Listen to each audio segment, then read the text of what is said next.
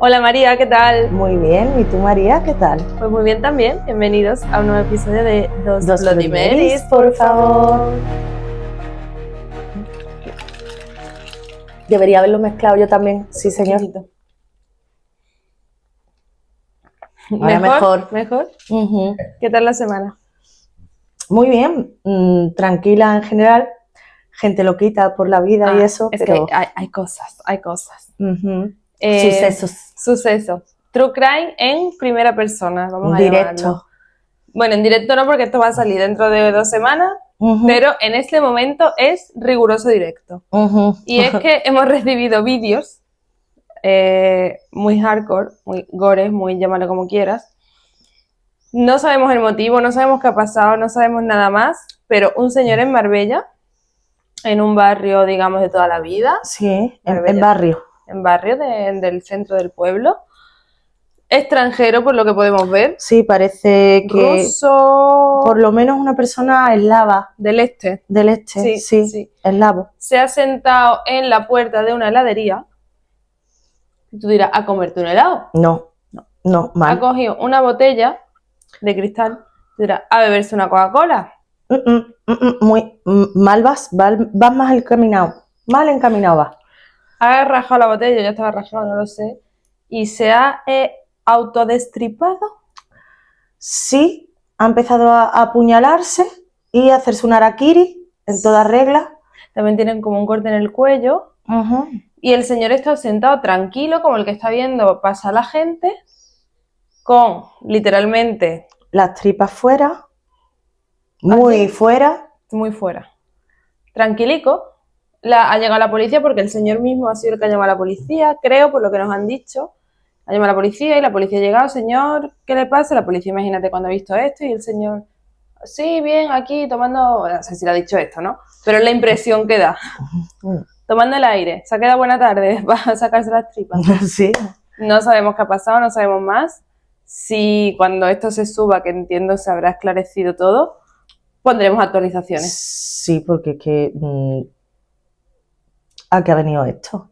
¿Qué le ha pasado por la cabeza a ese señor? A ver, hay gente que está muy mal, en general. O sea, aquí hay de todo, gente de todos lados y claro. Con diferentes vivencias, diferentes momentos. Muchas sustancias. También de eso se me había olvidado. O sea, yo estaba pensando, digo, en la guerra, digo, cositas, vivencias. Yo veo más cosas del otro lado. Sí, no había pensado yo en eso, fíjate, pero lo has dicho y me cuadra. Así que bueno, no sabemos qué ha pasado. Pero el resumen de la semana yo creo que se queda en esto. Sí. Porque más que eso ya no... No, la realidad supera siempre a la ficción. Totalmente. Anonadada. Así que, ¿empezamos? Venga, va, te toca a ti, ¿no? Me toca a mí. ¿Qué traes? Pues volvemos al país donde pasan cosas, como siempre decimos, donde una lechuga es más cara que un paquete de balas del 47. ¿No ves qué pedazo de calibre, no, María? El primero que se me viene a la cabeza. Bien. O del 22. ¿Quién soy yo para juzgar el calibre de un arma cuando no he visto ni quiero ver ninguna cerca? Pues sí, cariños, nos vamos otra vez a Estados Unidos. Estaba claro, ¿no? Sobre todo por el precio de la lechuga. Creo que sí. Eso es lo que más pistas ha dado. No se puede ir al Costco hoy en día. No. Nos vamos a Sacramento, California. A los 80 principalmente, ¿vale? Mediados finales de los 80 donde pasa casi todo, pero bueno, te voy a contar un poco más para atrás también. En Sacramento había una casa de huéspedes muy famosa llamada El Samaritano. Vale. Una adorable ancianita, conocida por ayudar y dar cobijo pues a gente, digamos, con problemas tipo que eran discapacitados o gente anciana que tenía una pensión del Estado y no tenía dónde vivir, o gente a lo mejor que tenía problemas mentales, yo te digo, sobre todo gente que dependía del Estado, ella pues los cuidaba. Y qué buena gente. Era bueno, a ver, le pagaban, obviamente, no lo hacía gratis. Vale. Pero tenía muy buena fama en ese sentido y también era muy famosa por tener el jardín mejor cuidado de la ciudad. De hecho, no dejaba que nadie pisara su césped. Ella plantaba allí sus cositas tipo lechugas y esas cosas, que están muy caras, Mm, y flores, pero no quería que nadie pisara su jardín. Vale.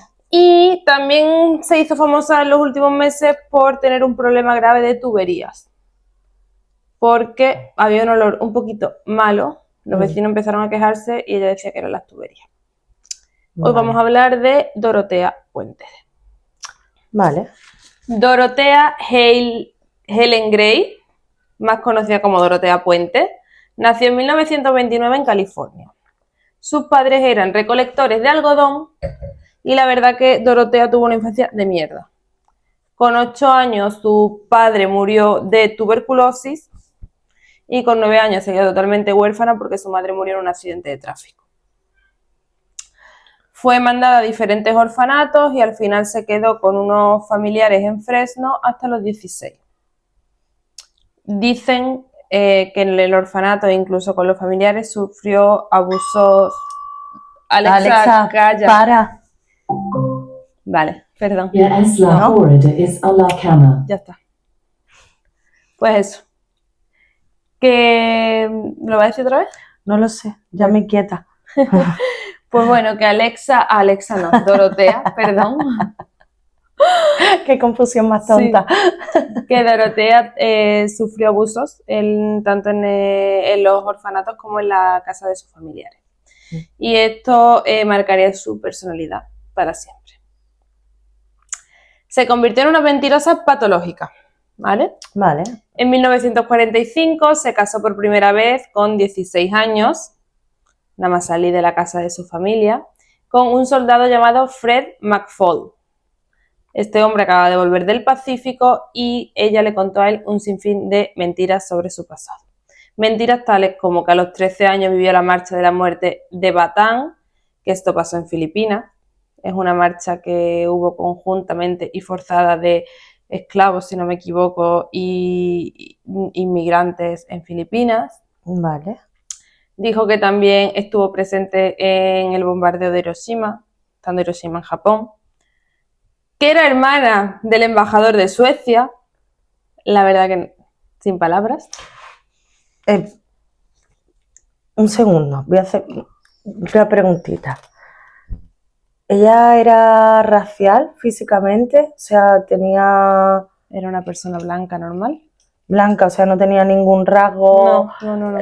Vale, o sea, que digo, como ha dicho lo de Filipinas, después lo de Hiroshima, digo, a lo mejor tenía algunos rasgos tipo asiáticos o... No. Además era hermana del embajador de Suecia. Pero a lo mejor el embajador de Suecia era, no sé, asiático también, yo qué sé. No sé. No, vale. También era amiga íntima de Rita Hayworth. Ay, qué bien, claro, Margarita, española. Pero bueno, o sea, mexicana de origen español. Qué bien, muy dentro de todo esto es lo menos raro, que fuera amiga de... Por supuesto. El matrimonio tuvo 2 hijas, pero Dorotea nunca quiso hacerse cargo de ellas, a una la dio en adopción y la otra la mandó con unos familiares en Sacramento. A finales del 48 tuvo también un aborto espontáneo y su marido con los años se dio cuenta que todo lo que le había contado Dorotea era mentira, que también te digo, elegiste creértelo porque las mentiras no eran creíbles. O sea, es que te digo, mira, soy hermana del embajador sueco. He estado en Hiroshima durante el bombardeo y también en Filipinas durante la marcha. ¿A qué es debido de que estuvieran esos 2 sitios en tan malos momentos? Y no tiene sentido. Que estaba con el consulado sueco. No lo sé. ¿Y Rita Hayworth?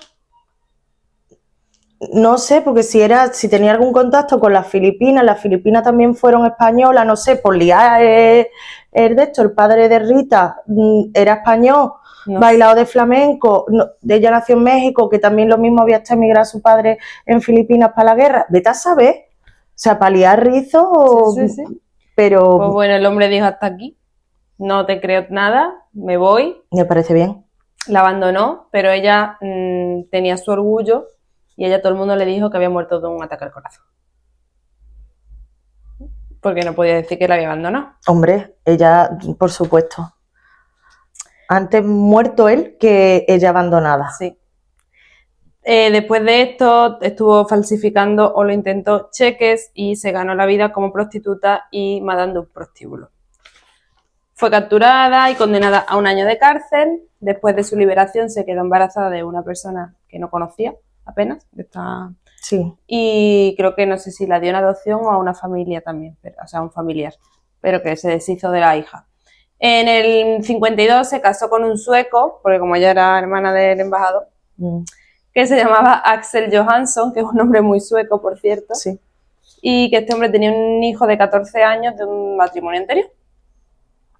Se divorciaron, porque la cosa no iba bien, en 1966 y se casó con Roberto Puente, por eso lo de Dorotea Puente. Gracias. ¿Vale? Un hombre de 19 años menor que ella. Y se casaron en la Ciudad de México. El matrimonio duró 2 años. Dorotea se casó por 4ª vez en 1976 con Pedro Montalvo, que era un alcohólico violento. Va escalando. Bien. El matrimonio duró unos meses. Y empezó a ganarse la vida frecuentando bares en los que conocía a hombres mayormente, ancianos mayores, jubilados o gente que recibía una pensión del Estado.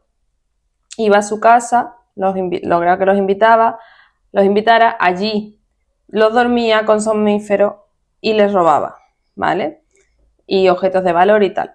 Ella elegía este tipo de hombres porque sabían que tenían dinero, porque si tienen una pensión, tienen dinerito. Claro.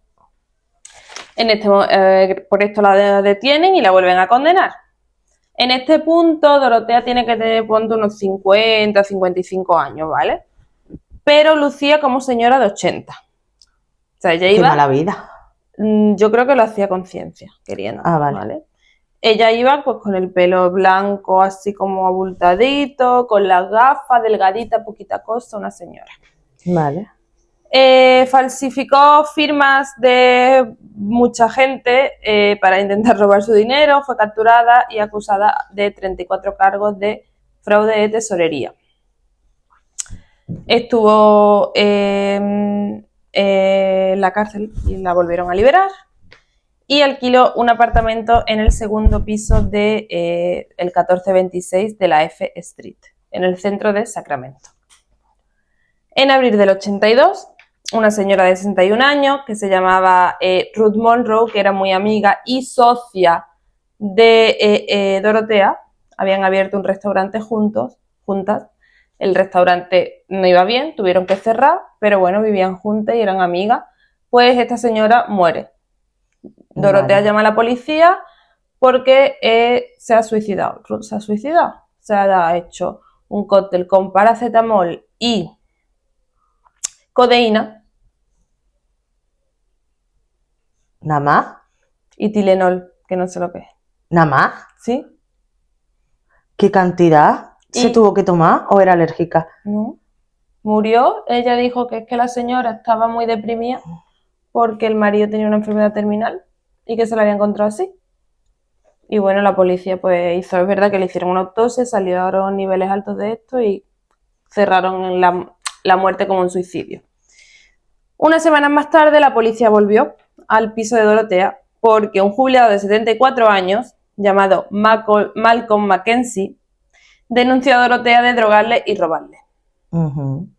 Se le declaró culpable de 3 cargos de robo y condenada a 5 años de cárcel. Y en la cárcel conoció a un señor de 77 años que creo que no lo conoció, o sea, que él no estaba preso, que por lo que sea lo conoció allí y después se carteaban, porque el hombre estaba fuera de la cárcel después. Vale. Que se llamaba Everson Gilmour. Se formó una amistad por correspondencia y cuando Dorotea salió de la cárcel, Everson estaba en la puerta de la cárcel con su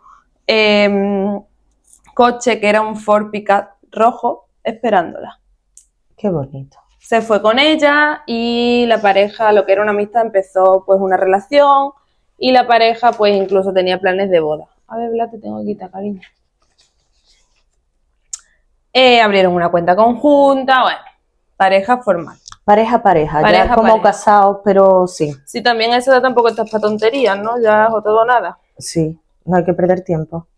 Ese mismo año alquiló la casa esta de Sacramento, que consiguió que los servicios sociales del Estado le concedieran el permiso como pensión para ancianos y discapacitados. y la llamó el samaritano. Nadie descubrió que ella, por haber estado en la cárcel, bueno, aparte de que estaba en libertad condicional, por haber estado en la cárcel por este tipo de delitos, tenía prohibido acercarse o rodearse de ancianos. ¿Cómo es posible? Eran otros tiempos, yo no sé. No lo entiendo. Esta casa tenía buena reputación, era conocida por cuidar muy bien de sus inquilinos, la inmensa mayoría eran personas que, yo te digo, que obtenían un beneficio del Estado o que estaban a cargo del Estado, ¿vale? Es cierto que la fama era un poco ambigua, tanto para bien como para mal. Había inquilinos que decían que Dorotea era muy agarrada y que no, porque ella como que les gestionaba los pagos, ¿vale? Lo que recibían del Estado, ella como que se los gestionaba. Vale. Y que ella, pues, los inquilinos se quejaban de que no les dejaba a lo mejor acceder a sus propios correos con los cheques, cosas así. Pero luego había otros que decían que era muy buena, que los trataba muy bien, que hacía unas comidas buenísimas, multitudinarias y que ella, pues, es verdad que gestionaba estos pagos ella cubría los gastos y luego, pues, el resto se los ingresaba en la cuenta a los inquilinos, lo que fuera, ¿vale? Vale. Nunca llueve a gusto de todos, evidentemente. En noviembre del 85 contrató a Ismael Flores para instalar unos paneles de madera en su apartamento, ¿vale?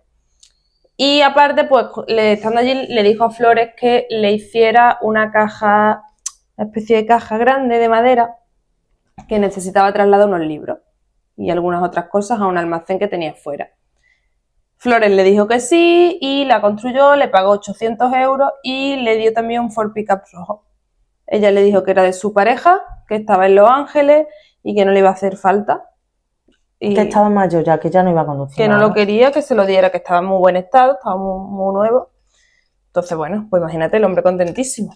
Hombre, imagínate. Hace la caja esta que te digo, que era con Flores para transportarla al almacén.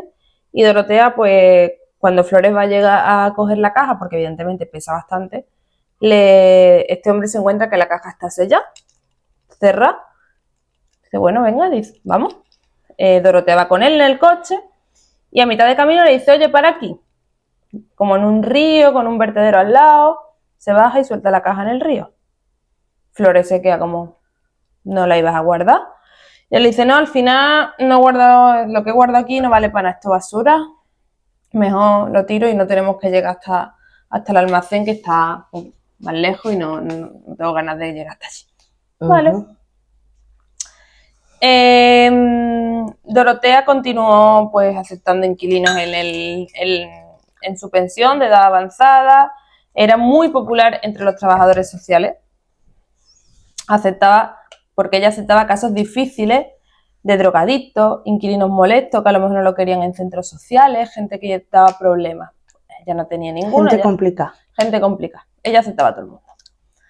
La asistente social Peggy Nickerson fue una de las que más huéspedes le proporcionó y unas 19 personas pasaron por la pensión sin conocer las verdaderas intenciones de Dorotea, que era apropiarse de sus pensiones. Por si todavía no hemos imaginado esto. ¿Cómo?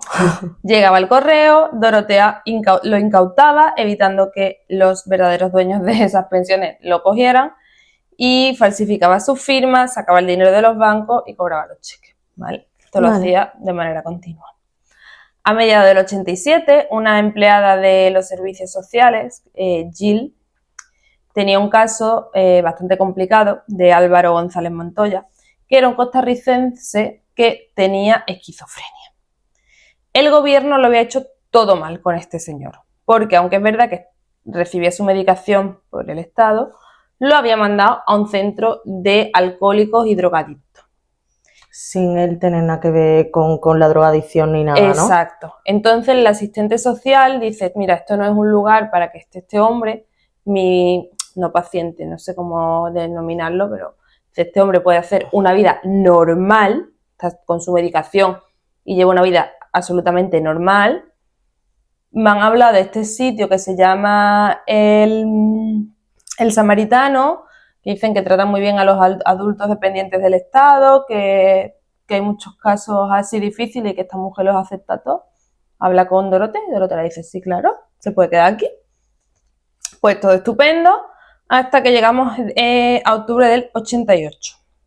Porque Jill de vez en cuando iba a visitar a Álvaro, que por cierto... Como para revisar, ¿no? Como... Para ver cómo está también. Que por cierto, Álvaro todo el mundo le llama Bert. ¿Por qué? Ni idea. Albert. Se llama Álvaro. Ya, pero los guiris cuando no saben pronunciar algo le cambian el nombre. Pues Bert. Y Bert pues no estaba en la casa. Dorotea le dice que es que ha bajado a México a una fiesta. El 5 de mayo. En mayo. No sé. Es que el 5 de mayo es una fiesta ¿Sí? mexicana. Ah, no sabía. No, o sea, no era coña eso. Ah, vale. No lo sabía. Y destacar aquí que unos meses antes los vecinos se empezaron a quejar del olor, como hemos dicho. Decía que olía súper mal, que había muchas moscas, y Dorotea decía que es verdad, que olía mal, que ella lo sabía, que las tuberías estaban hiper mal, y que aparte, pues a veces ella hacía mucha sopa de pescado y cosas así, y el pescado tú sabes que huele. Después de unos días la basura ahí, huele. Y lo usaba también, creo, como compost de las plantas y todo esto, ¿vale? Las sobras de la basura, digamos. Pasa una semana después de que Jill vaya allí y Bert sigue sin dar señales de vida.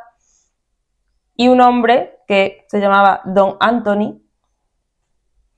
Un señor. Don Anthony llamó a Jill y le dijo, oye, que soy Don Anthony y que yo que estoy allí en el Samaritano, ayer vi a Bert que vino a recoger sus cosas y dijo que se iba, que dejaba la pensión y que se iba con su familia.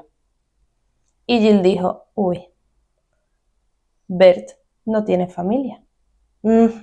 Aquí está pasando algo. ¿Qué familia es esa?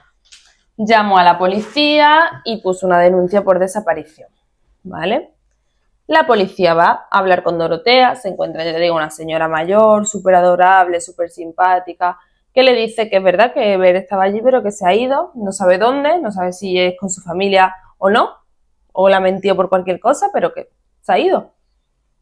La policía pues habla con todos los huéspedes de ese momento y todos confirman la versión de Dorotea, todos menos uno. Y este hombre se llama John Sharp, un anciano, que dice, Dorotea me ha pedido que mienta, que si digo que Bert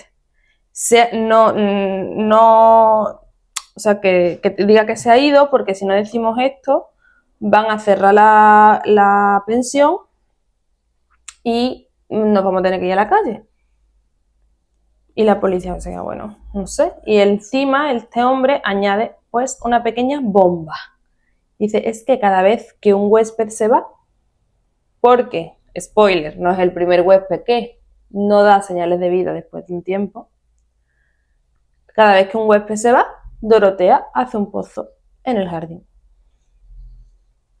Y la policía dice, ¿cómo? Vamos a pedir una orden de registro. La piden. Es verdad que la policía no sospechaba nada de Dorotea. Porque es que no sé, aparentemente no veían a esta señora capaz de haber hecho nada malo. Era súper amable, súper simpática y endeblica, poquita cosa, mayor. Bueno, vamos a hacer el registro. Empezaron a registrar la casa y el jardín, ¿vale? Le dijeron a Dorotea que era el protocolo, ¿vale? Encontraron muchos somníferos en la casa y manchas de sangre en una habitación del primer piso. Pero ¿qué pasa? Como debajo de una alfombra. Es una casa de huéspedes. Mayormente hay personas mayores. Quizás muchos necesiten somníferos para dormir. Y bueno, la sangre pueden ser mil cosas. Sí, se ha podido cortar cualquiera, ha podido pasar cualquier cosa. No es nada concluyente. Mientras los peritos revisaban y registraban, tanto fuera como dentro, Dorotea estaba en su cocina tomándose un té, viendo cómo registran todo. Y los policías que estaban excavando en el jardín, de pronto uno de ellos encuentra una bota. Tira y no era una bota, era un pie y después un fémur. El hombre chilla, la verdad, para toda la policía. ¿Qué está pasando aquí? Fueron a hablar con Dorotea y cuando llegaron no estaba. porque ella 10 minutillos antes sí había dicho, oye, mira, que voy a ir, si nos importa, un momento al supermercado de la esquina, que tengo que comprar unas cuantas cosas, ahora vengo. Y la policía dijo, pues hija, sí, ve, porque en principio no era sospechosa, ve. Obviamente no volvió, ¿vale? Ella fue lista. Ella fue muy lista, porque si otra cosa no, Dorotea ha sido siempre muy lista. Dorotea no volvió, los policías siguieron escarbando en el jardín y uno tras otro desenterraron 7 cuerpos. Oh, no me los esperaba, ¿eh? Porque o sea, esperaba, pero no 7. El primero no era Bert, porque estaba bastante descompuesto. Bert fue el número 3 en desenterrar, ¿vale? Las víctimas por orden eran, por orden de aparición, digamos, Leon Carpenter, Dorothy Miller, Álvaro Montoya, Bert, Benjamin Fink, James Gallop, Vera Faye Martin y Betty Palmer. Todos habían sido en algún momento huéspedes de la pensión de Dorotea y todos ellos seguían cobrando el seguro social. Que no los cobraba ellos, los cobraba evidentemente Dorotea. Wow. De hecho, seguían registrados como huéspedes del hotel.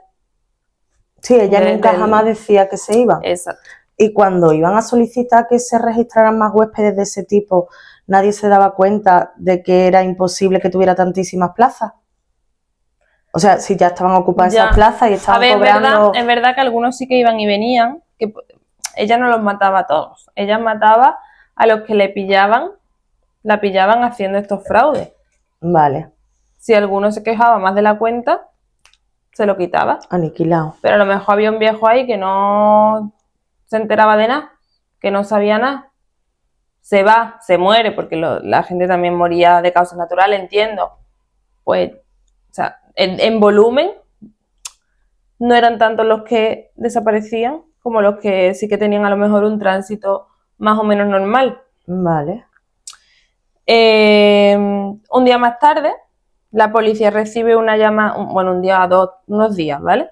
La policía recibe una llamada de un señor de Los Ángeles, Charles Wilges, un jubilado, que ese hombre pues pensaba que había encontrado ese día no se sabe si a la mujer de su vida, pero bueno, alguien muy guay. Se había encontrado con Donna Johansson, una señora en un bar con la que había tenido una conversación de 2 horas y después de esa conversación habían quedado en verse el día siguiente. O sea, la cosa iba para adelante. Bien. Ese hombre llega a su casa contento porque ha ligado, ¿no? Pone la tele y ve la cara de Donna en las noticias porque Donna no era Donna, era Dorotea. Qué pena para ese señor con lo que cuesta congeniar con una persona. Buscada como por ser una peligrosa asesina en serie. Así que bueno, llama a la policía, la detienen y vuelven a Sacramento. Una vez de vuelta en Sacramento, estaba allí, imagínate, toda la prensa, tal. Dorotea hace sus primeras declaraciones y dice que ella no ha hecho nada. Cobré cheques, sí, pero yo no he matado a nadie. Yo soy una buena persona. Es que todo el que no es buena persona va por ahí diciéndolo. Tú escuchas, es que yo soy muy bueno, es que yo soy muy buena persona. Pues a lo mejor no eres tanto, ¿no? Y espérate a escuchar 3 frases más, que te lo va a delatar. Que no. Gracias a que las imágenes de Dorotea se difundieron por todo el estado, se descubrieron 2 crímenes más.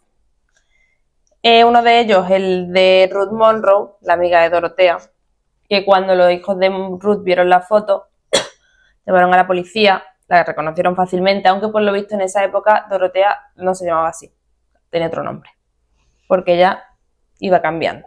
Hombre, es que si te aburres te genera un alter ego, ¿no? No te aburres. Se comunicó con la policía y le contó pues eso, que en el 82 Ruth había muerto y que ellos siempre pensaron que había sido Dorotea, porque su madre tenía una salud muy buena. Es verdad que estaba un poco deprimida por el cierre del bar, que ni siquiera por lo del marido enfermo que dijo Dorotea al principio, pero que no la veían para suicidarse. Los hijos fueron los que pidieron la autopsia, pero en la autopsia, al ver que sí que había estos restos de medicamentos, se concluyó que era un suicidio. Los hijos de Ruth, yo te digo, siempre creyeron que fue Dorotea, y más aún cuando las cuentas de Ruth vieron que estaban vacías y que Ruth no tenía joyas. O sea, las joyas de Ruth habían desaparecido. Qué curioso. Se agregó esto a la causa, con lo cual eran ya 8 muertes, y se agregó una 9ª cuando se consiguió ligar una caja misteriosa que el 1 de enero del 86 un pescador se había encontrado vagando por un río. Llamó a la policía fue, abrió la caja y era un anciano que nadie sabía quién era. Entonces se pudo unir esto con Dorotea, ya que este anciano era Everson, el noviete, que le había metido en la caja. ¿El de la furgoneta roja? Sí. Pick-up, perdón. Sí. A medida que se iban descubriendo los crímenes de Dorotea, la instrucción del caso pues se fue prolongando más y más hasta que pasaron 4 años para el juicio, ¿vale? El juicio oral y público comenzó en octubre del 92 en el condado de Monterrey y duró 1 año. La fiscalía llamó a 130 testigos. Sostuvo que Dorotea había usado somníferos para dormir a los inquilinos y asfixiarlos. Los defensores, por su lado, tenían como unos 10-20 testigos que decían que Dorotea era una persona súper buena, servicial, bondadosa, que era imposible que hubiera hecho algo así, ¿vale? Dorotea, durante todo el tiempo que duró el juicio, se mostró como una ancianita débil, bondadosa, incapaz de matar a una mosca. A lo mejor le decían algo y ella suspiraba con las manitas así. O sea, había envejecido, si ya parecía que tenía 80 años antes, había envejecido 10 en este tiempo. Dios mío, yo es que tengo una pregunta que no sé si dejar para el final o hacértela ya. Porque si era tan delgadita, a ver, si dormía la gente y tal, pues matarlo es fácil. ¿Transportarlos, excavar y enterrarlos? Dicen que tenía ayuda de flores. Escucha en algunos sitios. Yo no sé si esto es verdad o no. A ver, que no he visto la imagen de esa señora, pero como me la describe es... Sí, era poca cosa. Dice, para matar, sí, cualquierilla, pero para... Una carretilla o algo, ¿no? A lo mejor. Y cavar es duro, ¿eh? No es tan fácil como lo pintan. No hemos dicho que cabe ella. En ningún momento hemos dicho que cabe ella. Ella tenía trabajadores. Lo mismo le cavaban. Y ella nada más que metía el cuerpo. Bueno. Dorotea lo que quería en todo momento era, pues, engañar al jurado. Y casi lo consigue, porque el jurado tardó muchísimo en tomar una decisión.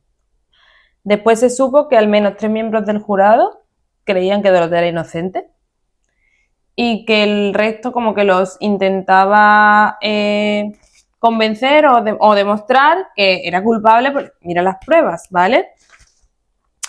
Que son mucha gente alrededor de ella todo el rato. Pero es verdad que solo la pudieron culpar de 3 muertes. Que yo creo, no sé muy bien cuáles son, pero yo creo que son las del novio, las de la amiga y las de este último señor que fue Alberto, sí. Álvaro.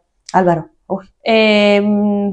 Porque ella sí que es verdad que decía que ahora te lo voy a contar también, que ella sí es verdad que a lo mejor los enterró pero no los mató. Entonces no se pudo demostrar que hubiera matado al resto, ¿vale? He llegado a leer en algunos sitios que tan dispar estaba la decisión del jurado que el juez invalidó al jurado popular y él dijo, ya está, yo tomo la decisión. No sé si eso fue así o no, pero pudiera haberlo sido. Vale. El juez dictó una sentencia de 3 cadenas perpetuas, una por cada muerte, sin posibilidad de libertad condicional. Y Dorotea fue a parar a la Penitenciaría Central de Mujeres de California. En la cárcel concedió entrevistas y siempre sostuvo su inocencia. Dijo que todos los inquilinos habían muerto por causas naturales, que es verdad que ella los enterró, pero que no avisó de las muertes ni nada porque ella estaba en libertad condicional, tenía prohibido relacionarse con ancianos y ahí van a ver que estaba relacionada con ancianos. Que cualquiera que pasara por allí iba a ver que había ancianos, también te digo. Sí. Pero bueno. Dorotea Gray, que así fue como fue metida en la cárcel, no como Puente, porque ya Puente no era No, es que se casó después otra vez, ¿no? Sí, sí. Pero a ella le gustaba ese nombre. Porque es verdad que la casa donde tenía esto estaba a nombre de Dorotea Puente. Vale. Entonces, Dorotea Gray murió en la cárcel el 27 de marzo del 2011, con 82 años, que lo mismo parecía que tenía 150, ya, eso no lo sé. Tengo ganas de verle la cara a esta mujer. Después de cómo me la A ver, tiene cara de loca, te digo. Ah. Sí. Yo, la gente, no sé cómo la veía adorable, que lo mismo después hablando era un amor. Pero yo las fotos que veo tiene cara loca. A diferencia de lo que suele ser habitual con las residencias donde ocurren crímenes o viven asesinos seriales o pasan cosas malas, porque ese tipo de casas las suelen tirar, la casa donde Dorotea tenía su pensión no pudo ser derribada porque se construyó en 1890 y estaba dentro de la ley de patrimonio patrimonio histórico de la ciudad, digamos, ¿no? Entonces estaba protegida. Sigue a día de hoy, se le conoce como la Casa de la Muerte y está abierta al público y es uno de los mayores atractivos turísticos de Sacramento. Qué bonito. Y hasta aquí el caso. ¿Lo conocías? Este no. ¿No? No. ¿Qué Para piensas nada. de Dorothy? Dorothy, muy adorable. Ella, ¿no? Maravillosa. Me inquieta, me perturba y me preocupa intensamente cómo cargaba con esos cuerpos. O si los cargaba ella sola.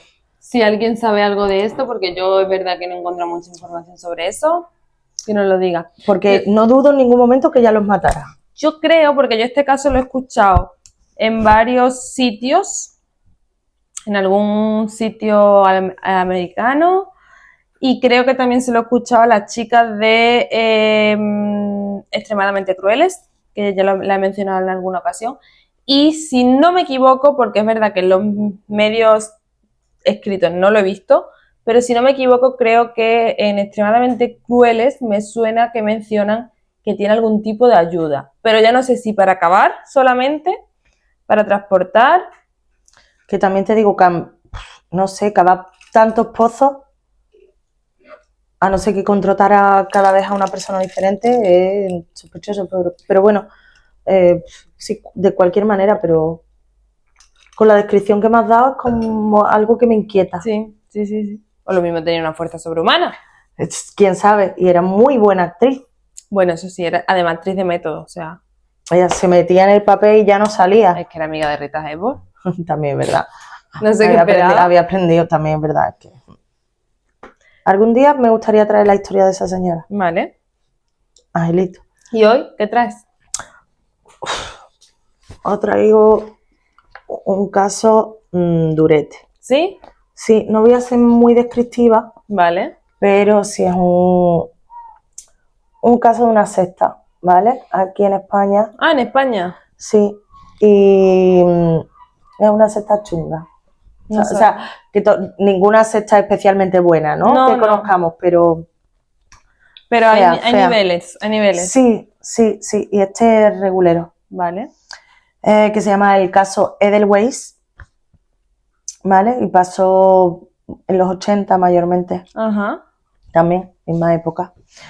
Y nada, estamos en Madrid. Pasó principalmente en Madrid porque pasó en más sitios. Y vamos a poner un poquito de contexto. Estamos en los años 70, en principio, la dictadura en sus últimos coletazos, familias bien, niños con pantalón corto, padres convencidos de que el peligro... Y calcetines, ¿no? Y calcetines, correcto. De que el peligro acecha solo en los barrios bajos.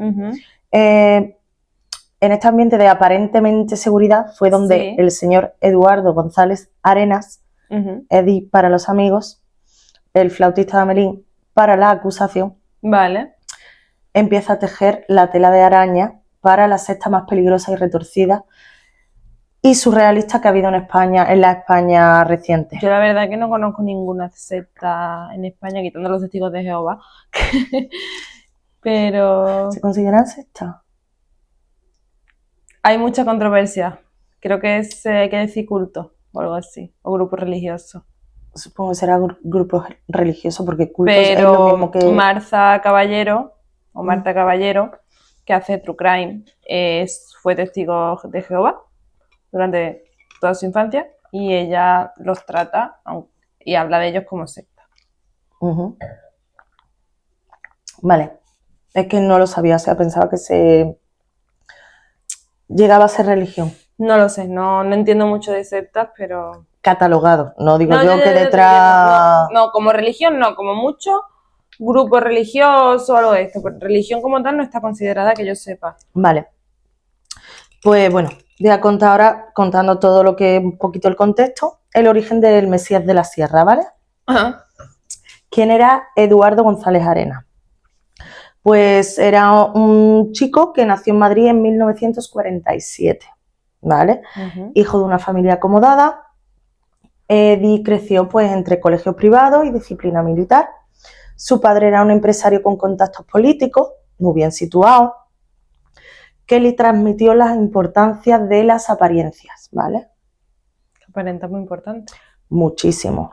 Su madre era distante y fría y le enseñó que el afecto era un lujo. El afecto solo cuando te lo merezca. Ya está. En la adolescencia, Eddie se obsesionó con la mística militar. ¿Qué es eso? La esencia militar le llamaba mucho la atención. Lo La militar. milicia, lo militar era como... Vale. Era un misticismo, era algo que la atraía a él, era, lo obsesionaba, ¿sabes? Y las novelas de aventura. A los 18 años se alistó en la Legión. Ya hay red flags. Red flags. Donde aprendió disciplina, jerarquía y, sobre todo, a manipular a los más jóvenes y vulnerables. Claro. Está muy bien eso, es un buen aprendizaje. Al regresar a Madrid, Eddie tenía claro su objetivo, ¿vale? Quería ser alguien. Ese era su objetivo, pero no alguien cualquiera, sino un líder, un dios, un mesías. Arribísima, ¿vale? Sí, con los objetivos bien altos. Y por supuesto, nada de trabajar en la empresa familiar. Eso no, eso para la gente de la... Y claro, había descubierto que manipular era muchísimo más rentable y más divertido. Entonces ni se lo planteaba, claro, el hecho de trabajar en la empresa familiar. Así que entre 1970 y 1971 crece o nace Edelweiss, el grupo Edelweiss, que es de la flor alpina a la pesadilla. 1970, Eddie funda la Asociación Juvenil de Montaña Edelweiss. Vale. Nombre inspirado en la flor de las nieves. ¿Por qué Edelweiss? Yo no lo sabía, me acabo de enterar. Es una flor que solo, única y exclusivamente crece en los Alpes, ¿vale? Entonces, de las nieves, muy especial, con muchas propiedades, muy maravillosa. Vale. Y salen sonrisas y lágrimas, al parecer. Eso nos han dicho. Sí. Y, como no, en la división de montaña de las SS, que usaba la Edelweiss como emblema. Vale. Inspiración, donde quiera sacarla, ¿vale? La primera sede fue la parroquia de Nuestra Señora del Sagrado Corazón, en Chamartín. ¿Vale? Pasan cosas en Chamartín. Madrid, para los oyentes que no sean de España. Allí, con la excusa de fomentar el deporte y la naturaleza, empieza a captar niños de entre 10 y 14 años. Especialmente familias con problemas afectivos y padres ausentes. Vale. A medida que las denuncias por estafa y escándalo público empiezan a acumularse, 2 condenas entre 1971 y 1976, Eddie se vuelve más cauto, ¿vale? Y más astuto. Él preparado. Precavido, así es. Cuando la policía investiga, él cierra el grupo y abre otro con otro nombre diferente. Vale. Así nacen los Rangers. Vale, como los Rangers. Los Rangers de Texas. Como... Sí, pero de Madrid. Walter de Texas, ¿cómo era? No, también están los Rangers de Texas también, no, claro. Sí, pero el de Chuck Norris, la serie. Sí, efectivamente, con su estrellita y demás, claro. Pero esto es de Madrid. Vale. En principio, los boinas verdes de Edelweiss y más tarde los camisas pardas. Eso me suena. Es que todo tiene inspiración nazi, ¿vale? Todo muy bonito. En estos años, más de 400 adolescentes pasan por Edelweiss o cualquiera de los nombres, ¿vale? 50 forman parte de la estructura jerárquica jerárquica, gracias, Nada. con rangos, uniformes y rituales de iniciación, ¿vale? Vale. ¿Cómo hace la castración? Pues con contactos sociales. Eddie, como ha crecido en buenos barrios, con una buena educación, se mueve como un pez en el agua en los barrios acomodados, ¿vale? Usa la complicidad involuntaria de las parroquias, él iba a las misas, hacía amigos de la familia, también de los colegios de renombre, él iba a buenos barrios, buenas parroquias, buenos colegios, como El Pilar, San Agustín, Nuestra Señora del Sagrado Corazón, y ahí pues hacía amigui de todo el que podía. La selección de víctimas pues buscaba niños con carencias afectivas, problemas familiares o baja autoestima. Vale. Y les promueve o les promete aventuras, pertenencia y protección, ¿vale? La complicidad con los padres, pues a los padres lo que les promete es que, como los padres en ese momento de la vida tienen miedo a las drogas que están llegando a España y demás, y a la delincuencia, pues les promete aquí van a estar seguros y van a aprender un montón. Vamos a ir al campo, vamos a enseñarles supervivencia. Vamos a quitarlo de la calle, que nada más hay cosas malas. Correcto. Entonces los padres pues firman las autorizaciones para las excursiones, dejan que se lleven a los niños. A ver, Lo hace bien, ¿vale? ¿cómo se apunta un niño en campamento? Sí, más o menos era eso, era la idea inicial, pero claro. Ya. Los niños son llevados a la Sierra de Guadarrama, lejos de su familia, y allí Eddie refuerza el aislamiento, la lealtad al grupo con rituales de iniciación, ¿vale? Los nuevos miembros juraban lealtad a los guardias de hierro del Hais, ¿vale? Y se grababan el símbolo del planeta Humo bajo la axila con un hierro candente. El caso de Humo, los humamitas o demás, es un caso de unos avistamientos que hubo en España entre los años 60 y 70, en que supuestamente las naves espaciales que se avistaron tenían unos símbolos debajo que eran como dos paréntesis al revés, una línea en medio y otra perpendicular que las cortaba. Y ese era el símbolo, un poco como la palanca de cambio. Parecido, a mí me recuerda a la palanca de cambio, sin número, pero más o menos eso se lo grababan a fuego bajo la silla, también para que las familias no lo vieran si volvían.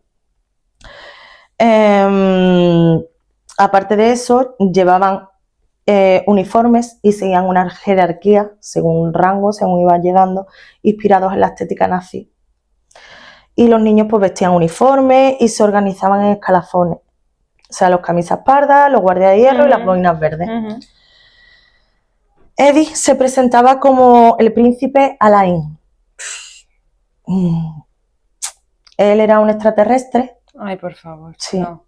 sí, que había llegado a la Tierra del planeta del Hais para salvar a los elegidos de un cataclismo mundial. Y solo los miembros leales sobrevivirían. Nos suena, ¿no? No suena mucho. Y serían llevados a un planeta sin drogas ni violencia. A ver, aquí él lo hizo muy bien porque estas edades son mucho más vulnerables y mucho más impresionables que si tú le dices esto a cualquier persona. Y en aquella época también. Se lo creen todos, angelitos míos. Usaba trucos de ilusionista y técnicas de programación. Era mago también. Que aprender 4 truquitos te soluciona mucho. Lo hemos visto también en varias personas que usaban truquitos de magia para la sexta. Y técnicas de programación para controlar a los menores, ¿vale? Les convencía de que eran especiales, superiores y de que cualquier desobediencia les condenaría a la destrucción. Como usaba el método nazi, siempre los niños tenían que ser superiores, pero a la vez estar arrastrados por el suelo ante él y sus superiores. Sí, porque eran superiores al resto, pero inferiores a él. Por supuesto, eso. Bajo las apariencias de juegos rituales, Eddie y sus lugartenientes someten a los niños a abusos sexuales continuados, ¿vale? Ujú. Se utilizaban términos clave como amistad particular o jugar al ajedrez Ajá. para referirse a los encuentros sexuales forzados. Los menores son manipulados, por supuesto, para guardar silencio. Ya. Si hablas, todos moriréis en el cataclismo, por ejemplo. En uno de los testimonios, que muchos de los nombres no lo dicen, Ujú. uno de ellos comentaba que llegaban a tal manipulación que esperaban que les tocara mantener sexo con Eddie, porque iban a mantener sexo con Dios. Con Dios. O sea, a ese nivel, Madre mía. los pobrecitos, o sea, brutal. A partir de 1975 la cosa va Se más. multiplica. La secta ya no solo explota a los niños para sí o para los participantes de esta, sino que empieza a explotar sexualmente a los niños para adultos externos. Uf. Ujú.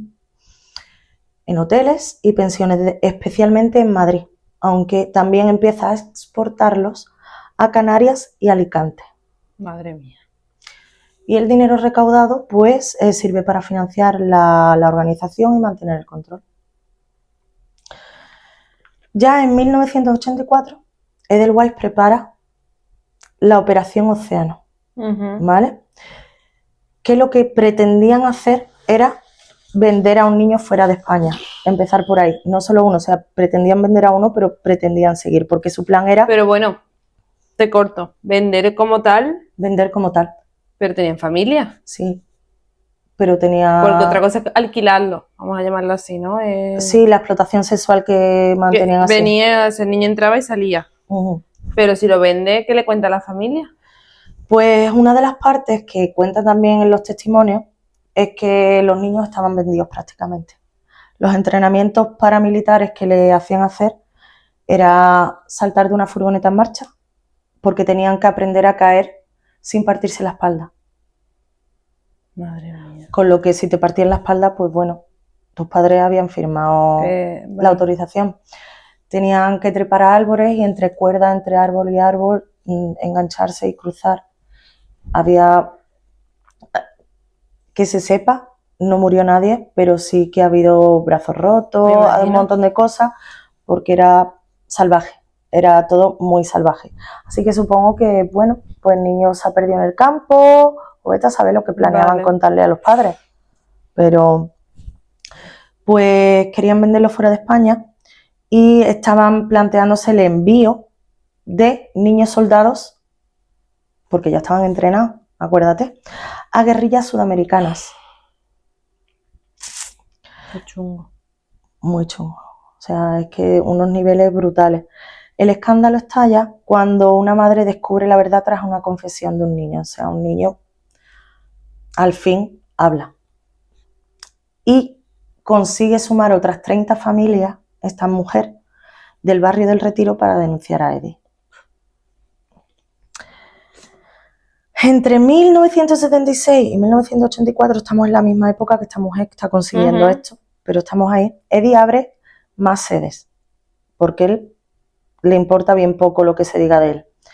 Abre una sede en Alicante, otra en Vigo, en Cáceres, Badajoz y Canarias. La estructura se vuelve más sofisticada y hay guardias de hierro, que eran los adultos o pseudoadultos o ya adoctrinados que habían sido mayores, encargados de seleccionar a los niños más sumisos para los abusos, ¿vale? Mientras que otros miembros se encargan de reclutar a sus propios hermanos y amigos. Carlos de los Ríos, uno de los ahora adultos, pero que Niño pasó de por la la secta, niño de la secta. No, mentira, Carlos Ríos era un reclutador y organizador de actividades. Testificó en el juicio y relató la estructura interna de los abusos y cómo funcionaban los abusos. Perdón. Ignacio de Miguel, que este sí, es un niño que ingresó con 11 años y reclutó a su hermano menor y fue uno de los principales reclamos por su apellido y contacto, porque era alguien importante. Es que suena apellido importante.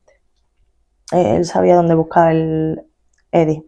David P., víctima y testigo, describe sus sentimientos dentro de la secta cuando estaba y tenía 14 años. Y dice, nos creíamos muchísimo más que los demás. Todo el mundo estaba por debajo nuestra. En 1984, además de denunciar a esta señora, empiezan a aparecer las primeras denuncias públicas, ¿vale? Y la prensa se hace eco de las denuncias de la familia del Retiro. La policía inicia una investigación a gran escala y descubren rituales, los símbolos grabados, los uniformes y los testimonios de abusos. En 1985, Eddie y varios lugartenientes son detenidos. El juicio comienza en 1991 con 10 acusados en el banquillo. Las víctimas, que ya eran adultas casi todas, o casi todas las que consiguieron que hablaran, relatan años de abuso, manipulación y trauma psicológico. Muchos requieren tratamiento durante años y otros dicen que creen que no se van a recuperar. Me imagino. El abogado Fernando Oliete define a Eddie como el flautista de Hamelín. Y el psicólogo Vicente Garrido lo califica de psicópata, sin más.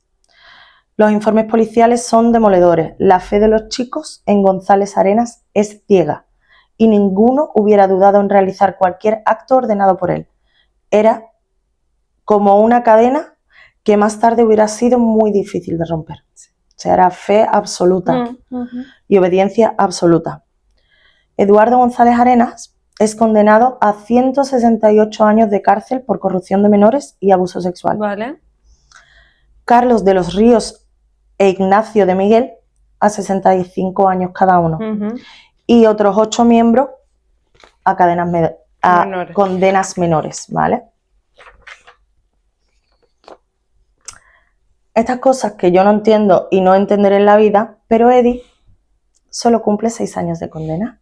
Qué bien. Sale en libertad en 1997 por buen comportamiento, porque da igual todo lo que hayas hecho antes. Si tú pasas 6 años en la cárcel con adultos portándote bien, ya todo lo demás no importa. Queda abolido. ¿Acaso no somos todos cristianos? Se traslada a Ibiza, donde intenta rehacer su vida gestionando discotecas y organizando galas juveniles. Ah, muy bien. Vuelve a ser denunciado por abuso, pero queda en libertad por falta de pruebas. Porque esta persona, anda ya, no hay pruebas contra él. ¿Cómo va a ser posible? ¿Qué estamos diciendo? En el verano de 1998, no tengo el nombre de esta persona, espero que no le haya pasado nada porque no se sabe mucho de él, pero me alegro mucho de la situación, lo siento, o no. Un adolescente degüella a Eddie en la terraza de una heladería en Ibiza. Ah, mira. Mira, valga la redundancia con el señor. Sí.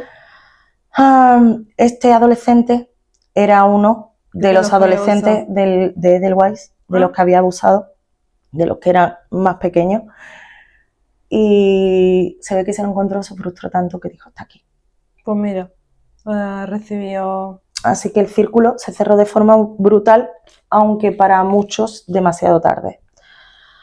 Sí, a ver, no te va a devolver nada que este hombre haya muerto, ni estoy diciendo que esté bien que lo haya matado, el acto en sí del asesinato. No está bien. Pero si ese hombre evidentemente no tiene, o sea, va a seguir haciendo lo que hacía, la justicia no hace nada. 6 años en la cárcel de una condena de 168. Y se encarga, igual que la otra señora, de crear galas juveniles. ¿Perdona? Que no lo puede evitar. Es que una con ancianos, otra con adolescentes, ¿no? Pues nada, el caso de Edelweiss supuso un antes y un después en la percepción de las sectas y la criminalidad en España. ¿Y se consideró secta? Sí, ¿no? Sí, porque todo el mundo tenía una fe ciega. Creía que iban a ir al planeta de Alhais, que se iban a ir con su príncipe, con su Dios, con su Mesías. Era una doctrina brutal, solo que en esta secta era una secta de... en ningún lado lo dice, pero lo voy a decir yo, de pederastas. Sí. Y se encargó de reclutar solo adolescentes. Pero era una secta, al fin y al cabo, para sacar provecho, además de económico y de superioridad moral, pues física, ¿no? Que otros no hacen esto, es solo con la superioridad económica y moral es suficiente. A este no le servía.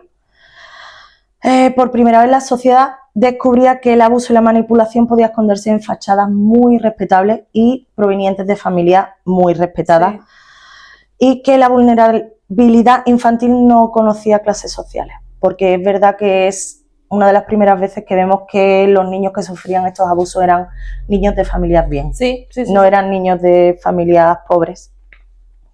Las víctimas, muchos necesitaron muchísima terapia, muchísimos años, y algunos relatan su sentimiento de culpa y de dificultad para reconstruir sus vidas después de Me esto. imagino. La familia hablan del dolor y la incredulidad de los padres que nunca sospecharon absolutamente nada. No, yo no creo que los padres tengan culpa. Y expertos hablan de que el auge de la ufología y el caso Humo entre los años 60 y 70 sirvieron de caldo de cultivo para que sectas como Edelweiss y los Niños de Dios, que también operaron en Canarias, pues tuvieran su renacer, ¿vale? El caso ha sido objeto de muchísimos documentales, uno por ejemplo el de Radio Televisión Española, libros, reportajes, y hoy sigue siendo el recordatorio de que el mal puede disfrazarse de monitor de montaña. Sí. Edelweiss no fue solo una secta, fue un laboratorio de manipulación, porque ahí él educaba a sus compañeros o a sus mandos inferiores. Sí, a sus seguidores. No a sus seguidores, sino a los que manipulaban. Sí, pero a los que bueno, adultos, eran seguidores también. eran seguidores. El arte de la manipulación, el abuso y el horror disfrazado de excursión. Y nada, una de las víctimas pues decía que nos creíamos más que los demás y no sabíamos que estábamos entrando al infierno. Y nada, que las familias confiaron ciegamente y que todo fue un horror. Y esto sin ser descriptivo, como he dicho, Ya, que no iba a entrar en profundidades, detalle. porque si ya con esto me pongo mala, con las profundidades ya araño. Ya. ¿Lo conocías? No, no lo conocía, me ha sorprendido mucho en todos los sentidos, pero también que sea una secta, o sea, en caso de secta española, el de los Niños de Dios no me lo sé, pero me suena, me ha sonado, pero esta la verdad que no la conocía, la de los humamianos, eso. Eso era una creencia, Ya, eso ya. no llegó a ser secta. Pero que tampoco me sonaba. Bueno, vieron ese simbolito tan chuli. Pero la verdad que muy turbio, muy, muy turbio, increíble, que tú dices, estas cosas no pasan aquí, cariño, sí pasan. Sí pasa. Pasan en cualquier lado.